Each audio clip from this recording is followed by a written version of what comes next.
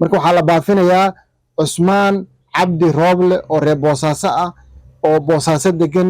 oo qabiilkiisu uu yahay Cawliyahan ogaadeen Cawliyahan uu ka yahay Adan Khayrna uu ka yahay reer Maxamuud walaalkii baa ila fadhiya isagu wiilka abtirka ma garanayo laakiin walaalkii oo isku aabe yihiin baa ila fadhiya marka wiilkaas waxaan leenahay reer guud ahaan ummadda Soomaaliyeed baraha bulshada isticmaashay gaar ahaan reer Boosaaso waa isgaranaysaan waxaa la baafinayaa Cusmaan Cabdi Rooble oo Boosaaso jooga hooyadiina ama jaartaanta magaceeda lama garanayo laakiin saddex cunug oo kale nin kale u dhashay oo ku horeeyay waxaa ila jooga walaal Soomaaliyeed oo baafinaya walaalkii oo abid uusan arkin maqalkiisana mar dhow ugu horeysay waxaa ila jooga Xuseen Cabdi Rooble oo midigteeda fadhiya wuxuuna baafinayaa Cusmaan Cabdi Rooble oo ah walaalkii hooyo kalena aabihii uu ka dhalay ama hooyo kale ay dhashay sida uu ii sheegay balse iyaga aysan ka warhaynin ka ehel ahaan aabihiina uu guursaday hooyadii ama wiilkan hadda la baafinayo hooyadii uu guursaday sanadkii 1900 qiyaasu sida tahay 93 xilligii qaxaya kala hayaanka bulshada Soomaaliyeed mar dhow ayuu maqlay wiilkii inuu jiro wiil noocaasa isaga noo sheegay soo dhawow waan dhawahay walaalkii Maxamed Baaruud haye waan dhawahay waxa iga maqan la yiraahdo Cusmaan Cabdi Rooble waxa warkiisa igu horeysay wax aan bil dhannayn waxa ii soo tabiyay meel uu tagay oo asaga uu yiri ha la iga baafiyo oo la yiraahdo ambada iyo Atoobiyo walaalkay haduu sidii ii yiri aan dhiig baa i qaaday dhalasho i qaaday wiilkii inaan baafiyo oo meel allaale meeshaan ka heli karo aan ka raadiyo ayaan aad igu weyn walaalkay waxaan rabaa ninkaas waxaa la yiri wuxuu tagay Atoobiyo magaalada Yeed la yiraahdo tagaal dhahay Yeed markuu tagay wuxuu tagay dad meesha degan dadkii ehelka nasiib wanaag uma imaanin laakiin aad bay ugu dhawaayeen ayakii baan isoo tabiyeen aniga waxaan joogaa meel la yiraahdo Dhadhaab waxa deegaan meel la yiraahdo Quruxmaato ya deegaan ismaamulka Gaarisa ninkaas waxaan rabaa waxaan ugu wardambeysay hooyadii markii la guursanayay ani aqli ma lahayn dad waxaan ahan yar aabahan bariga iyada hooyadii uu guursaday xogta waan haynay laakiin wuu dhintay lahayn duqi haduu dhintay aabahan hadii meeshii waxyaalo badan baa ku dhumeen ninkaas uu dhumay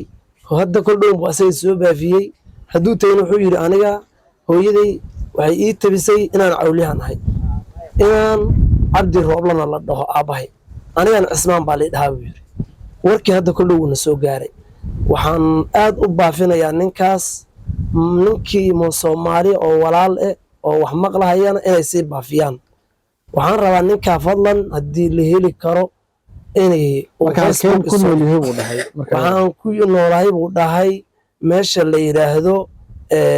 Boosaaso yaa liga heli karaa uu dhahay jaamacadna waan bartay buu dhahay marka ninkaasan aad igu weyn in la ii baafiyo oo aan helo saasa igu weyn geed dheer iyo geed gaaban meeshaan u fuuli karo ana warkayga intaas uu ku dhan yahay ninkaas in la ii baafiyaan aad u baahanahay Cusmaan Cabdi Rooble sida la sheegay ama isaga uu sheegay wuxuu ku nool yahay magaalada Boosaaso hooyadii magaceeda lama garanayo laakiin wuxuu ku soo koobay qabiilkeeda hooyadii inay tahay Soomaali ka tahay majeerteen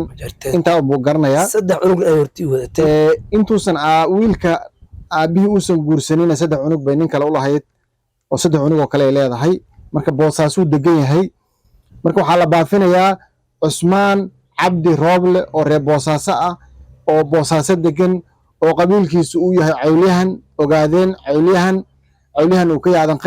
Adan Khayrna uu ka yahay reer Maxamuud walaalkii baa ila fadhiya isagu wiilka abtirka ma garanayo laakiin walaalkii oo isku aabe yihiin baa ila fadhiya marka wiilkaas waxaan leenahay reer guud ahaan ummadda Soomaaliyeed baraha bulshada isticmaashay gaar ahaan reer Boosaaso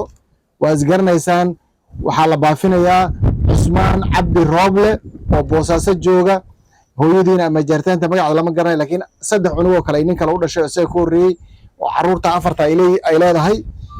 hooyadaas iyo sidoo kale wiilkaas halkaas jooga iyo dadka la joogaba waxaan si naxariis iyo Soomaalinimo ku jirto uga codsanaynaa inay la soo xiriiraan walaalkii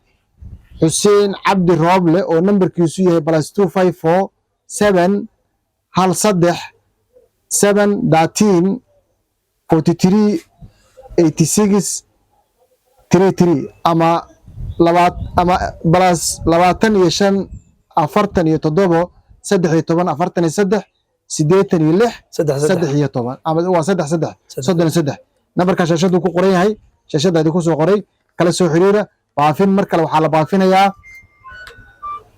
baafin walaalayaal mar kale baafin waxaa la baafinayaa Cusmaan Cabdi Rooble oo jooga Boosaaso Puntland hooyadiina ay tahay Majarteen wiilka dhalashadiisu waa ogaadeen waa Cawliyahan waa Adan Khayr waa reer Maxamuud walaalkii baa ila jooga oo Dhadhaab ismaamulka Gaarisa deegaanka Dhadhaab jooga oo baafinaya oo in uu wiil walaalkii jira mar dhow maqlay hooyadii aabii wuxuu sheegay inuu askari ahaa oo xilliga askartii waayadii kala guurkii oo qaxii oo asagoo askara uu dhintay oo maamadana sida la qiyaasay Dhoble ku guursaday ama hooyadaas uu Dhoble ku guursaday qiyaasta lama hubo laakiin